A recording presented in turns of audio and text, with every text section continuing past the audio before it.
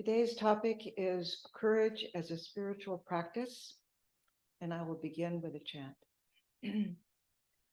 Om Vanme Manasi Pratishtita Mano Me Vachi Pratishtitam Aviravir Maedi Vedasya Ma'anishtaha Shrutam Me Ma Prahasi Anenaditena Oratran Sandatami Ritam Varishyami Satyam Varishyami Tanmam Avatu Tadbhaktaram Avatu Avatu Mam Avatu Bhaktaram Om Shanti Shanti Shanti. Om. May my speech be one with my mind, and may my mind be one with my speech. O thou self-luminous Brahman, remove the veil of ignorance before me, that I may behold thy light. Do thou reveal to me the spirit of the scriptures. May the truth of the scriptures be ever present to me. May I seek day and night to realize what I learn from the sages. May I speak the truth of Brahman. May I speak the truth. May it protect me. May it protect my teacher. Om, peace, peace, peace be unto us all. So courage as a spiritual practice, very practical Vedanta.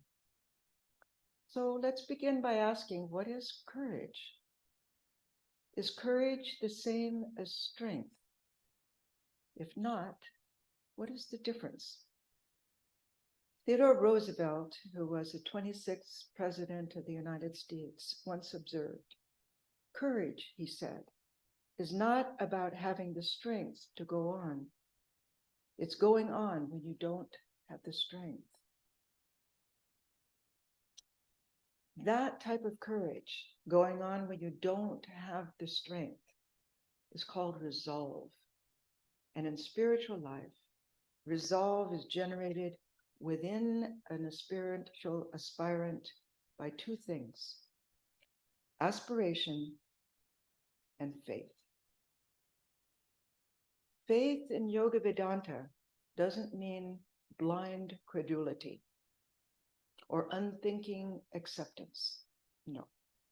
In the Yoga Sutras, first chapter, Sutra 20, Patanjali explains how the 6 components of real faith collectively generate the power of the will. It goes Shraddha, Virya, Smriti, Samadhi, Pragya, Purvakaha, Itaresham. First, there is Shraddha, faith. And that means first being absorbed in an ideal, thinking on it until we become convinced of its truth. You know, when I was growing up, you couldn't ask questions in the Christian church. But here in Vedanta, you can ask questions. In fact, you must question. Only by coming with your questions do you find the answers and make that faith your own. So it's not blind faith, but a faith that creates within us a desire to strive, to know for ourselves. Only then do we become convinced and irresistibly attracted to the goal. And what happens then? This leads to a feeling of well-being. Yes, I can say that I accept the truth of this ideal. And if I hold on to it, I feel sure that I too can experience God. Third, this well-being then matures into what is called virya, energy, an unstoppable dynamism to reach the goal. And this is the honeymoon of spiritual life. When we're surcharged with that faith in ourselves and our guru gives us the power to know that we too can realize God. So this virya moves us forward to navigate the ups and downs of the mind. Yes, the mind continues in its own way. And we as spiritual aspirants then have to learn how to control and harness the mind. So what happens in our spiritual life? Well, we're then supported by spiritual memories that arise within us. What are those spiritual memories? They're holy satsang, the feeling we gain by being in the company of the holy, people of like-minded, or an intimate contact with a holy person, such as our teacher, or through holy dreams that come to us. The special blessings and grace we've received. And these memories churn within us and then support us with an unstoppable dynamism, an intellectual conviction to forge ahead on our spiritual journey. This is not just an intellectual path. It's a practical Vedanta. It's important that it meets all of our intellectual qualifications, but then we are able to work with it to progress in spiritual life. And fifth, by now our dedication brings a growing concentration of mind and a desire to know, and we become further attracted to the goal. Finally, we reach the point where discrimination arises within us, which gives us spiritual insight. It opens, it awakens within us, and the spontaneous intuition to act with certitude, heroically and dharmically. We see how this courage of conviction unfolds in the Bhagavad Gita, when Sri Krishna first tells Arjuna that Arjuna could be us. Arjuna, he says, is this hour of battle the time for scruples and fancies? Are they worthy of you who seek enlightenment? What is this weakness, Krishna says? It is beneath you. Is it for nothing that men call you the foe concerner? Shake off this cowardice, Arjuna. Stand up. Swami Pravrajika in his Gita commentary explains how this recipe of faith, energy, courage, conviction come into play within Arjuna and vicariously within us as we read the Gita and meditate on it. The Bhagavad Gita, Prabhupada says, doesn't say you are weak, you are a sinner. Instead, Sri Krishna tells Arjuna, this weakness does not become you who seek enlightenment. Wake up. The divinity is already within you. Sri Krishna then instructs him with the truth of his true nature. And when this inner awakening dawns, Arjuna, the spiritual aspirant, is ready to face the battlefield of life. Every day when we wake up, we face the battlefield of life, is it not? Swami Vivekananda synthesized Patanjali's formula of faith when he stated, take up one idea. Make that one idea your life. Dream of it. Think of it. Live on that idea. Let the brain, the body, the muscles, the nerves, every part of your body be full of that idea and just leave every other idea alone. This is the way to success. And this is the way great spiritual giants are produced.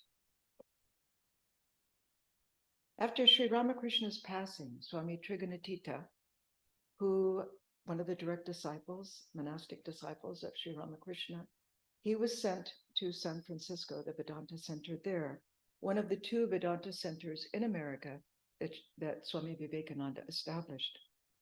And he exemplified this faith aspect of courage in his pilgrimage into Tibet, before which he knew he'd have to weather severe cold, dangerous animals and robbers, illness, lack of food.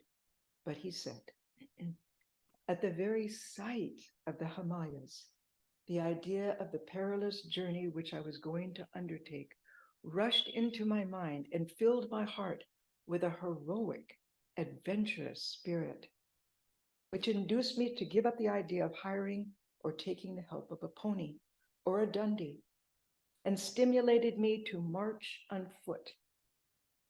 That is indomitable heroic energy that comes from real faith. Now, it's not for us to emulate that specific example. Not everyone can be a Swami Trigunatita, but what an example when we read the lives of these direct disciples. So faith and aspiration go together. Spiritual aspiration is fortified by first faith in God, a working faith on the power of the Guru and the revelations of the scripture. Then comes self-confidence that I too shall realize God. This is not just for others. It is for me. It has become my life. Then third, faith in the universe, because when we turn to a life of Dharma, circumstances also change and become favorable for our spiritual life.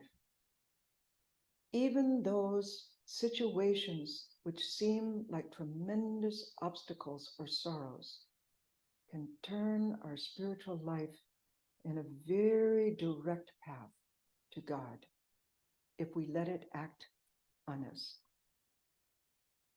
This aspiration then brings a focus to our interior life, stronger aspiration. And with the stronger the aspiration, the greater the focus. Pain can give us tremendous focus to get out of that pain. And this I have seen in spiritual life, how wonderful devotees, lay devotees, have triumphed the sorrow of their life, even triumphed death. Sri Ramakrishna showed through aspiration alone, one can realize God. As just a young boy, he resolved, I don't want to pursue a breadwinning education. I want an education that helps one to manifest right knowledge and find true fulfillment in life. And that aspiration led him to practice to perfection multiple paths, one after another, until he attained the highest state, in which he lived for 6 months in Nirvikalpa Samadhi, and then went on to practice Islam and have the vision of Christ. Now, we're not all Sri Ramakrishnas, we're not avatars, but these exemplify a life in our own way that we can undertake to form a one-pointedness. And with one-pointedness comes success. Then comes strength. Strength is first knowledge-based. It's what comes after sadhana. After a stage of spiritual aspiration, routine, and perseverance. Just as storms force trees to take deeper roots, resistance training develops and expands our physical and spiritual muscles, also our intellectual muscles, our willpower. In spiritual life, that means staying power, steadfastly sticking to our spiritual routine day in and day out. After the first flush of our wonderful discovery of Vedanta comes a life of routine, and it's easy to fall away from that. But with that willpower, we develop that inner strength that serves us well in our spiritual life. And we are able to boldly face and overcome each obstacle or challenge that comes our way. You see, it's not in the big things, it's in the little things. Taking up an idea, making that idea our life, and staying with it to its culmination. An example of inner strength that comes with sadhana is beautifully exemplified in the life of Swami Ashokananda, Bharat Maharaj, who I was privileged to meet when I went to India for the first time in 1979. So many disciples of Sri Ramakrishna were there, so many disciples of Holy Mother. And he was a disciple of Holy Mother, a great Advaitin who was the manager of the Mat. He had been the manager of the Mat for many years. And he was also called the fearless Swami, Bharat Maharaj. One day when he was a young Swami, he was walking along a trail in the forest of Mayavati. It was a strict Advaitin, and Mayavati is our Advaita Vedanta ashram in the Himalayas. And he rounded a curve and came upon a huge tiger lying square in his path. Bharat Maharaj and the tiger looked at each other in the eye. Being a monist and an Atmajnani, Bharat Maharaj put his hand inside his tunic to feel his heart and was filled with joy to discover it beating normally. He had conquered fear. After eyeing each other for some time, the tiger finally got up and walked away. Bharat Maharaj later told Swami Ashokananda, another Advaita Vedantin, "I will never forget the joy of that day." For us, it may not be in facing the tiger, or maybe facing things we don't want to face, and the joy we get by seeing that challenge through to the end. This type of fearlessness comes from inner strength. Aham Brahmasmi. I am Brahman. Swami Vivekananda said there are two sorts of courage. One is the courage of facing the cannon, and the other is the courage of spiritual conviction. Alexander the Great invaded India, and he went into a remote area. And this Greek emperor met a sage, and he was so impressed with his wisdom, he invited him to Greece. But the sadhu said, "No, I'm quite satisfied with my simple life here." The emperor said, "I will give you money, position, wealth. I am the emperor of the world." Again, the sage refused. "I don't care for those things," he said. Then Alexander the Great became angry. "If you don't go, I will kill you." The sage smiled. "That is the most foolish thing you have ever said. You can't kill me. Me the sun cannot dry, fire cannot burn, the sword cannot kill, for I am the birthless, the deathless, the ever-living, omnipotent, omnipresent spirit." This was a great lesson. And Alexander the Great returned to the West without this captive sage. Swami Vivekananda said, this is spiritual boldness, what we would call inner strength, while the other is the courage of a lion or a tiger. So the self-knowledge, it casts out all fear. So what is the message of Vedanta regarding fearlessness? Fear comes from first a sense of separation. That's caused by this ego of ours, this puny little I that grows out of this body, mind, and personal history complex. When we are actually one with Brahman, heirs to immortal bliss, Tatvamasi, that thou art, say the sages. Swami Vivekananda tells us it's caused by ignorance of our own nature. Each of us is heir apparent to the Emperor of Emperors. We are the substance of God Himself. Nay, according to the Vedanta, we are God Himself, though we have forgotten our own nature in thinking of ourselves as little men. He was talking to men. It also means little women. He also said at another time, ye, the almighty cause of this universe, reflecting yourselves in little mud puddles. What a wonderful analogy. Second, the fear of death, when in fact our true nature is unborn and undying, limitless, infinite, immortal. The message of the Upanishads is when one realizes, Aham Brahmasmi, I am Brahman, all the knots of the heart are cut asunder, all our doubts vanish. This we read in the Mundaka Upanishad.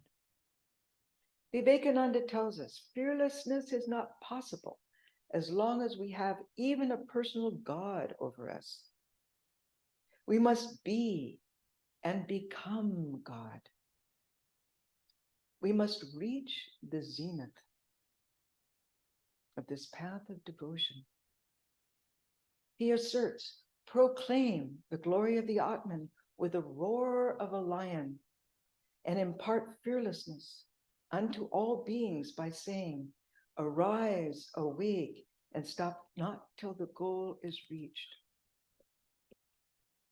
So how can we use this path of knowledge as a way to become more courageous? Let's begin by analyzing ourselves and then this world around us. Who am I? Am I this body that I'm so identified with? Am I this mind that even more identified with? Am I this ego? Vedanta says no.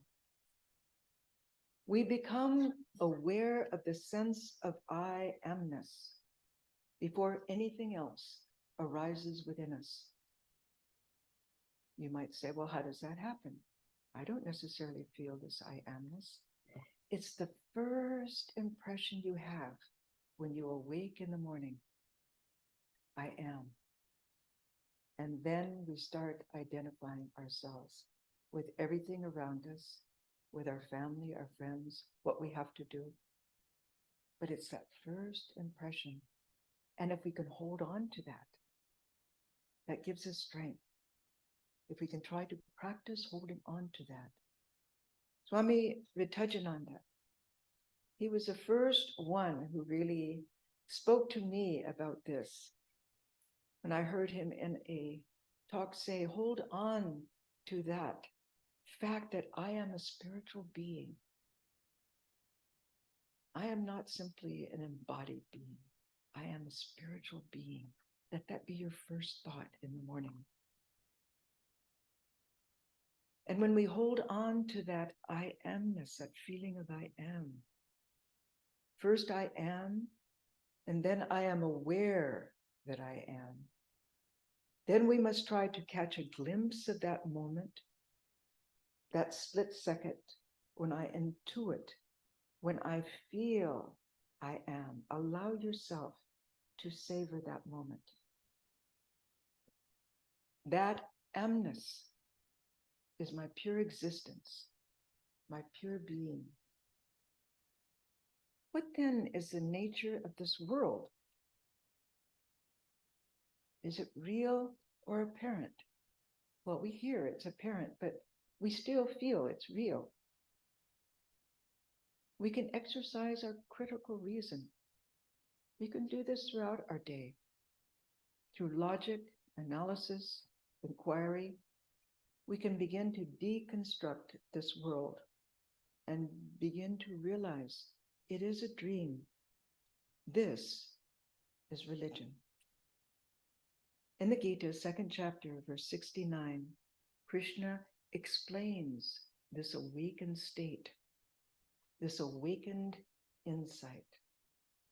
He says the recollected mind is awake in the knowledge of the Atman, which is dark night to the ignorant. The ignorant are awake in their sense life, which they think is daylight. To the seer, it is darkness. Imagine yourself as a seer. What would that feeling be? To feel alive in the sense of I am. Then collate and compare or inquire with science and laboratory experiments. Why not? Arthur Eddington, in his classic book, The Nature of the Physical World, stated, in the world of physics, we watch a shadowgraph performance of familiar life. The shadow of my elbow rests on the shadow table as the shadow ink flows over the shadow paper. The frank realization that physical science is concerned with a world of shadows is one of the most significant of recent advances. 1200 years before Eddington, Shankara had called this framework of illusion Maya. Robert Jastrow, American astronomer and planetary physicist, wrote, the atom consists largely of empty space. I love this analogy. Each of the atoms that make up the surface of the table consist of a number of electrons orbiting around a nucleus. The electrons form a diffuse shell around the nucleus, marking the outer boundary of the atom. The size of the atom, he stated, is 10,000 times as great as the size of the nucleus of the center. If the outer shell of the electrons in the atom were the size of the Astrodome that covers the Houston baseball stadium, the nucleus would be a ping pong ball in the center of the stadium. This is the emptiness of the atom. Then we're able to affirm with conviction that we're not simply skin, bone, blood, phlegm. We are the Atman, one with Brahman, upon which this world rests. And we then stand on that truth. In the Gita 2:17, Krishna states, that reality which pervades the universe is indestructible. No one has power to change the changeless. And then we try to drive that truth home until we own it. Shravana, Manana, Nididhyasana, just as we tried to do last weekend, the Ashtavakra Samhita, each of those slokas, try to own the meaning. And we in turn study the scriptures, the Gita, the Upanishads, and we meditate on their meaning. Not just speed read, but we take a verse. Swami Ashokananda explained how to study. He said, take a verse from the scriptures, memorize it, and live it for a week. Then move on to the next verse. What happens when we do that? Is it just up here? No.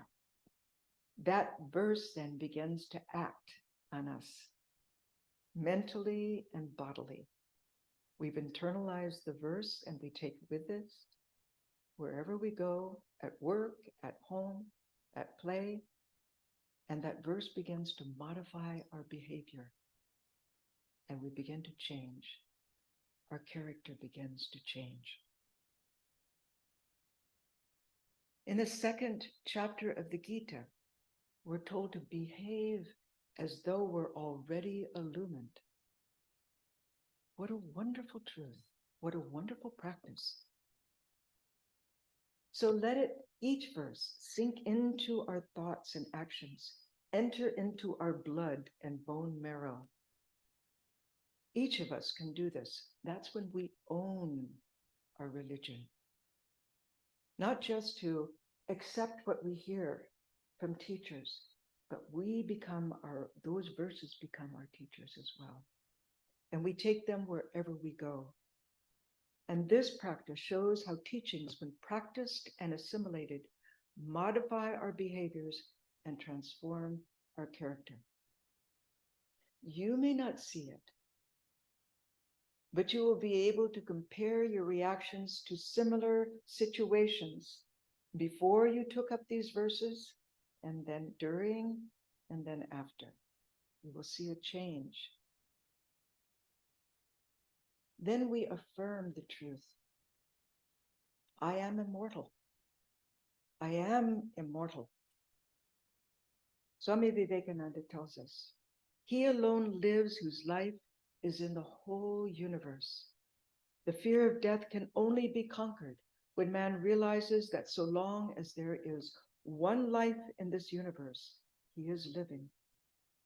When he can say, I am in everything, in everybody, I am in all lives, I am the universe, then alone comes the state of fearlessness. This is an actual experience. To talk of immortality in constantly changing things is absurd, the Swami said. Okay, so how do we make this practical in our lives? How does the path of meditation, Raja Yoga, help us to become fearless? We see how the path of Jnana Yoga does. Yoga psychology gives us an understanding of how the mind works. And remember, we're not the mind. It's hard for us to remember that. We get so caught up in our thoughts and our mental universe. In the East, consciousness is not an epiphenomenon of the brain. Mind is subtle matter. Why? Because you can observe it. Anything we can observe, science tells us, is matter. The mind is subtle matter. All those thoughts of fear, matter. So it deflects the reflection of the Atman as a lake, just as the mind is like a lake ruffled by the wind, distorts the image of the sun. So a confused mind is worse than a well-trained mind. But a spiritual mind becomes luminous. And we see this with sages we have met. Their luminosity is astonishing. What is the nature of a normal mind? You all know. It's like a monkey. And not just a monkey, but a drunken monkey. And not just a drunken monkey, but a drunken monkey stung by a bee. Sometimes restless, sometimes dull, sometimes concentrated, but rarely one-pointed. The good news then is Patanjali would tell us we have a mind, but we are not the mind. We are the Purusha, the Atman. For a clear reflection, we need to quiet the mind before we can meditate. We don't just sit and then grab the mind and try to turn it inward. No. A preliminary meditation is pratyahara, watching the mind, watching the lake of the mind. We see how thoughts then, images, emotions, memories rise as waves on the surface of our lake of the mind. But we remain the witness without engaging. And how does this help? Detachment develops. We treat the mind like an undisciplined child. And with meditation, we develop the practice to center our vision from within. But by watching the mind, the mind becomes quiet, and then we can draw the mind inward to focus on our chosen ideal. We develop this practice to center our vision from within. What is the part of the mind that is watching the mind? We call it the witness, but it's the higher mind, the buddhi. And behind the buddhi is the unseen seer. We begin by, when we do this on a practical daily level, we begin to identify with the ear of the ear, the mind of the mind, the eye of the eye, that consciousness which makes it possible for sense perceptions to take place and thought perceptions to arise in the mind while we remain the witness. And in doing so, we gain knowledge of the subconscious mind. Many times in spiritual life, aspirants will come to us and say, it seems like I'm getting worse.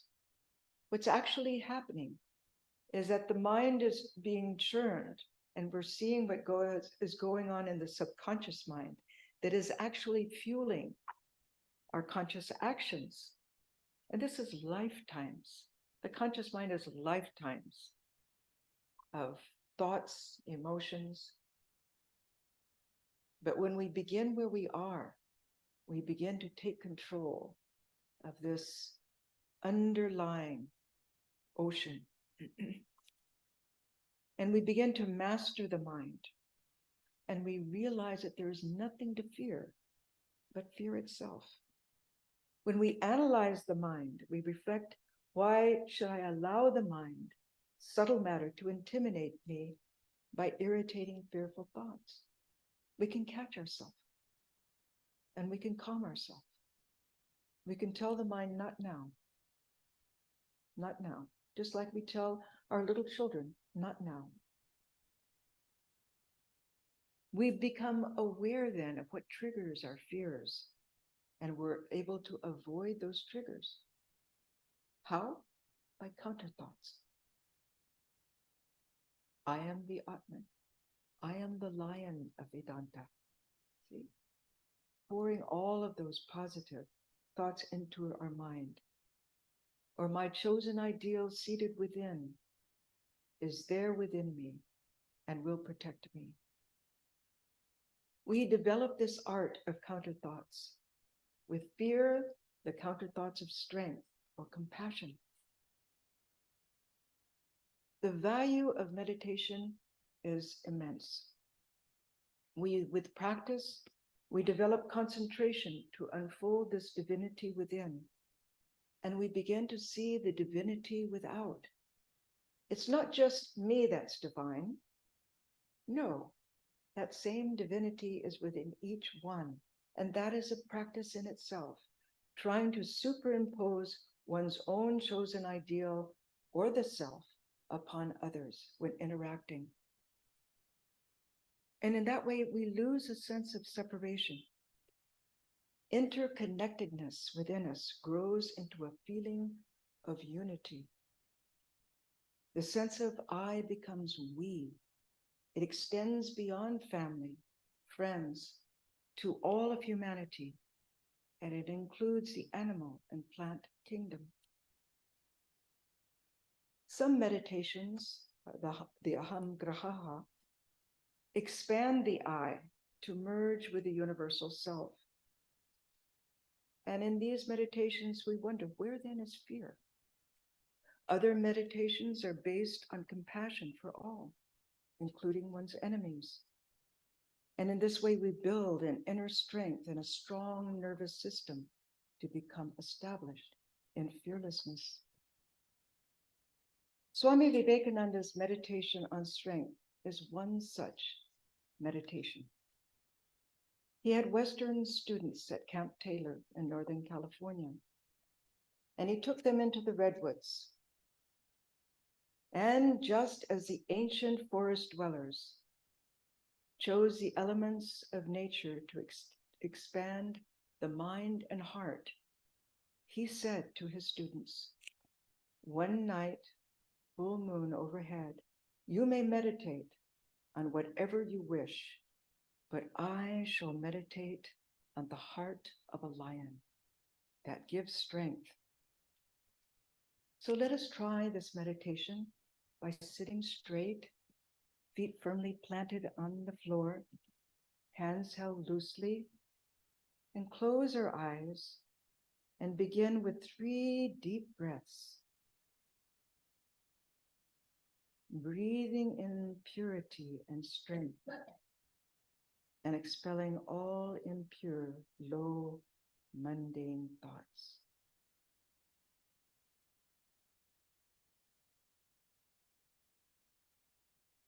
Breathe in strength. Expel all weakness.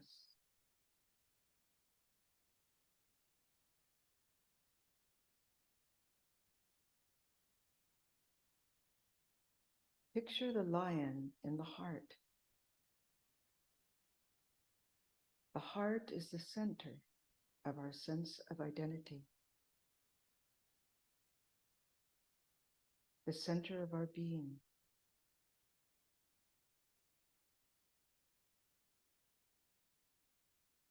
Dwell on the spiritual qualities represented by the lion.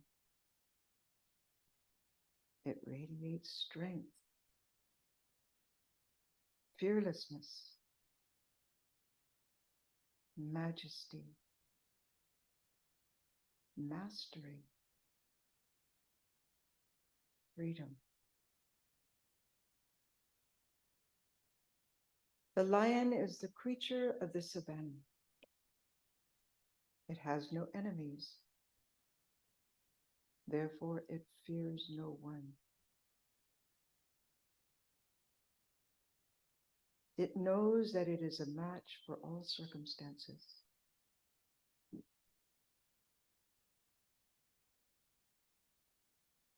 Let us feel we are established in that strength. Know we are free.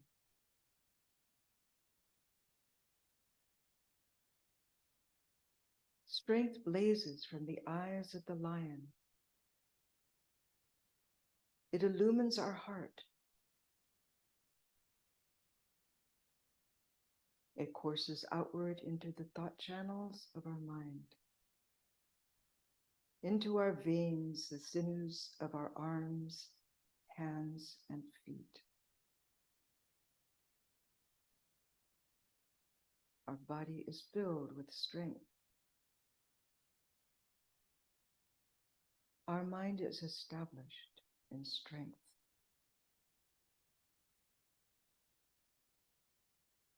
We know the self. The Atman fears nothing, not even death. We are centered in that which transcends time, space, and all that belongs to this fleeting world of matter.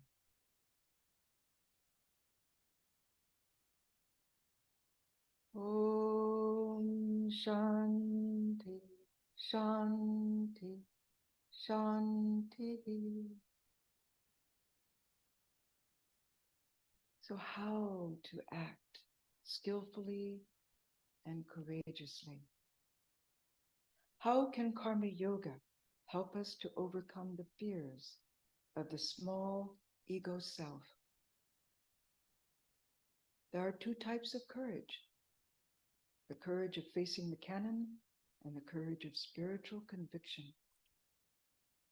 Thomas Keating, the famous Catholic monk who established the Snowmass conferences in Snowmass, Colorado, and whom I was privileged to meet and work with, faced a dilemma in his early life.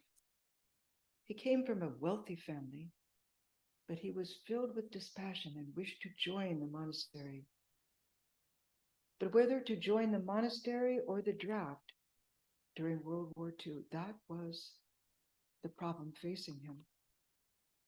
He asked himself, could I kill someone if I had to? Yes, I could, he answered himself. The housekeeper he had saw his dilemma and sent him to a Monsignor and told the Monsignor to talk to him. So the Monsignor suggested Keating enter divinity school, and in that way he would be exempt from the drought. Then later, when the war ended, he could join the monastery. But Thomas Keating said, "Is that right? I want to join the monastery, not the divinity school." Then the Monsignor said words that changed his life. "This war is not for you." And those words rang true for Keating. Years later, Thomas Keating told us that he went to Rome to work out the details of the Pope's Vatican II, which was another kind of war in the Catholic Church, where 60 to 70% of the monastics and parishioners left the church. It was called the Great Church Exodus.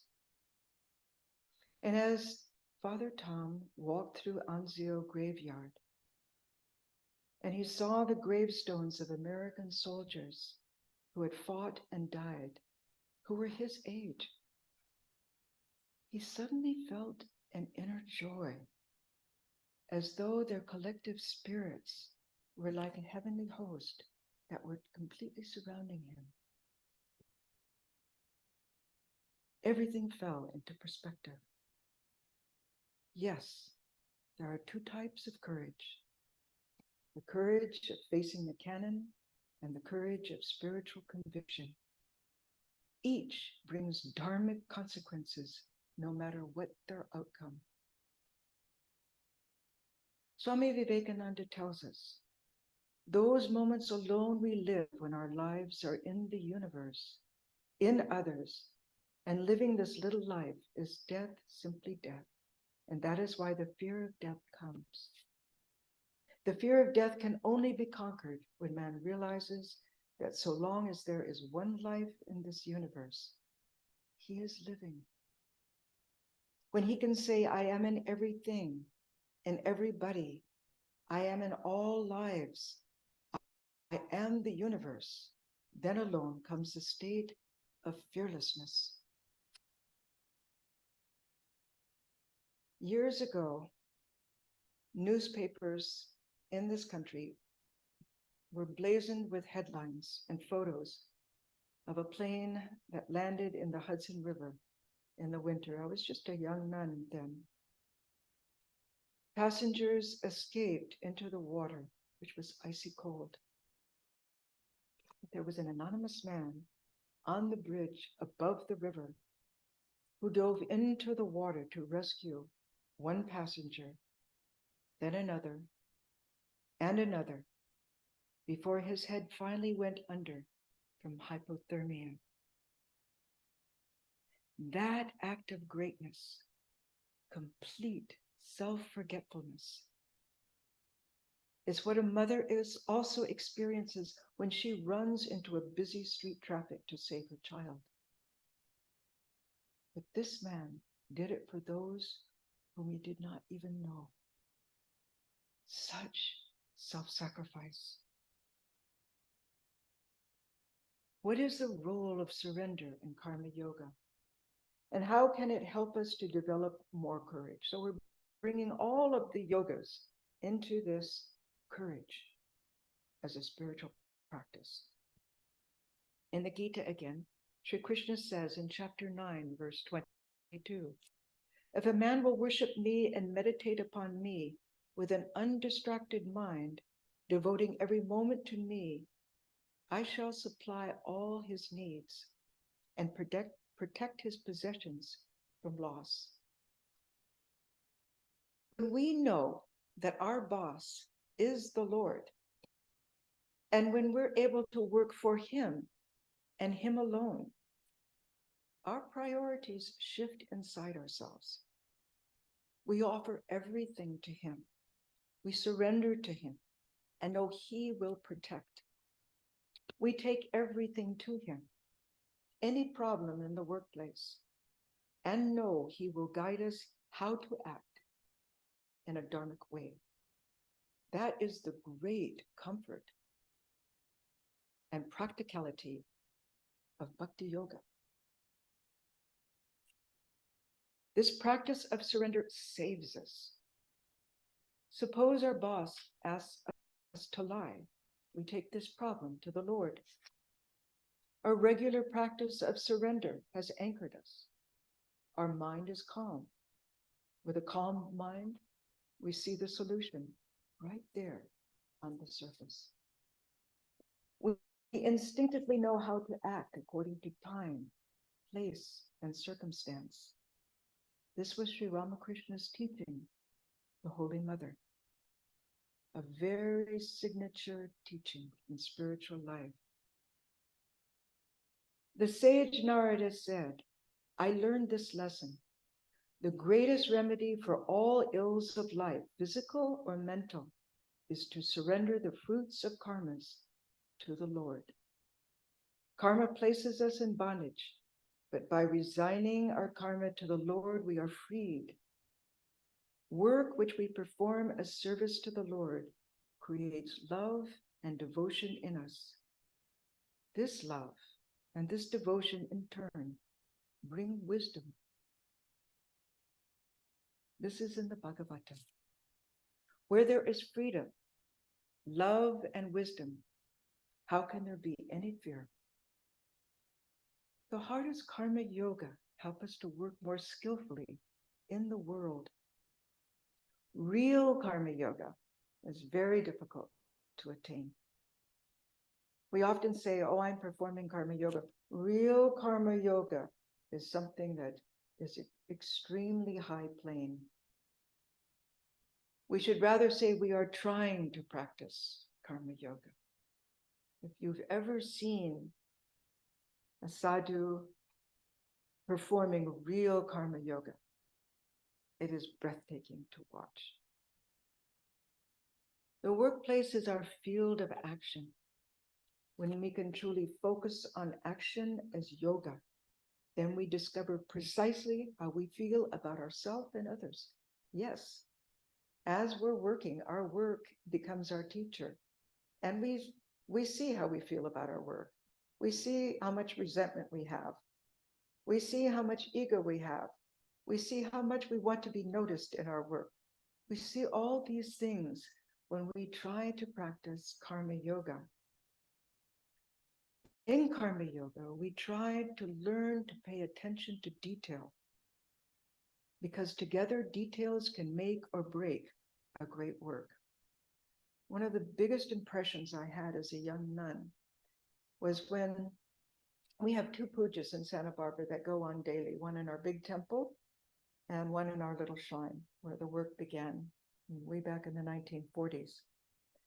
And we do the Lord's laundry, the handkerchiefs that are offered and so forth and so on. And we launder them and then we iron them. And I was busily ironing. And the Mother Superior, she came up and she said, dear, that's not how you iron. This is how you iron. And she took the four corners of the square cloth and gently folded them so they were precise and laid the iron down so that it was a perfect piece of ironing. I will never forget that. That is real Karma Yoga, attention to detail, and then surrender. If we're careless in our work, it reflects on our character. And we're also lackadaisical in our meditation. So we're not gaining by this karma. It's just karma. It's not Karma Yoga. And if we're angered by blame and elated by praise, we've forgotten who it is we're working for. So what are some of the practical ways to respond to fear when we notice it arising? Our human ancestors learned to survive with a brain that had been built in negativity bias. So it's important to assess a situation, if it's dangerous or not, and not take risks. Second, there's such a thing as vayu, which is bodily wind. If we can first calm our breath, our prana, Then we can focus on the fear energy as bodily sensations and let them dissolve by using your spiritual imagination. Know that fear exists in the mind only, and learn to raise equal and opposite counter thoughts. Some fears can be faced head on. Swami Trigunatita, again, a disciple of Sri Ramakrishna, who we mentioned earlier, had a fear of spiders of all things. So what did he do in his room in San Francisco? He hung plastic spiders from the ceiling in his bedroom to attenuate that fear. Fear can also be a positive force. It can intensify our spiritual life. Swami Pravrajika would teach us, meditate as though Yama, the god of death, is standing at your back. That gives a tremendous impetus to your meditation. I also had the privilege of seeing how fear transformed one AIDS patient who became a devotee, him whose disease brought him to Sri Ramakrishna and quickened his spiritual life to an incredible degree. And he told me several months before his passing that all his friends had left him, but he firmly stated, "My disease is my guru." How to cultivate a fearless heart of devotion? What is the connection between bhakti yoga and courage? To the bhakta, this world is the Lord's lila, divine play. Whatever comes is sent from our beloved, even the obstacles. And with that attitude, obstacles become blessings. Obstacles become our sadhana. They transform us. Lava and Kusha, sons of Lord Rama, prayed, "Whatever situation thou place me in, it is verily a blessing if I think of thee." And in John 4:18, we read, "There is no fear in love, but perfect love casteth out fear." So we learn to depend on God. And with that dependence, nothing can harm us. Likewise, every time we worry, we become an atheist. Swami Vivekananda tells us, what is the ideal of the lover who is quite passed beyond the idea of selfishness, of bartering and bargaining, and who knows no fear? Even to the great God, such a man will say, "I will give you my all, and I do not want anything from you. Indeed, there is nothing that I can call my own." When a man has acquired this conviction, his ideal becomes one of perfect love, one of perfect fearlessness of love. So this highest ideal of such a person, Vivekananda tells us, has no narrowness of particularity about it. It is love universal, love without limits and bonds, love itself, absolute love. What then is the role of faith in expanding our heart and growing our courage? The seed of perfection is in the practice. The more we depend on the Lord, the more we begin to feel He is the doer. The more we work our faith through practice, the more we find, yes, the Lord supplies all my needs. Working faith grows into conviction. It's organic.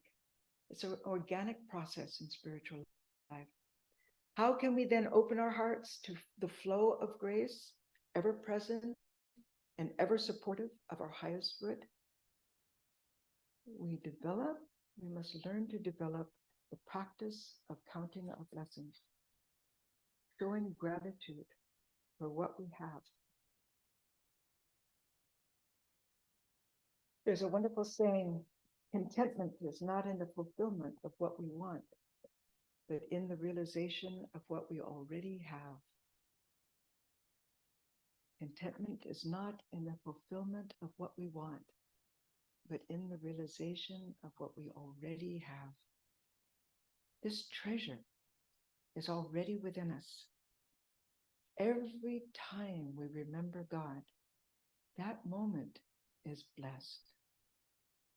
Grace is there in the present moment. We only have to open our eyes. As Vivekananda said, don't seek God, see God. He was there all the time. When we see God within, we see him without. Everywhere and in all beings. That is when fear vanishes. Om peace, peace.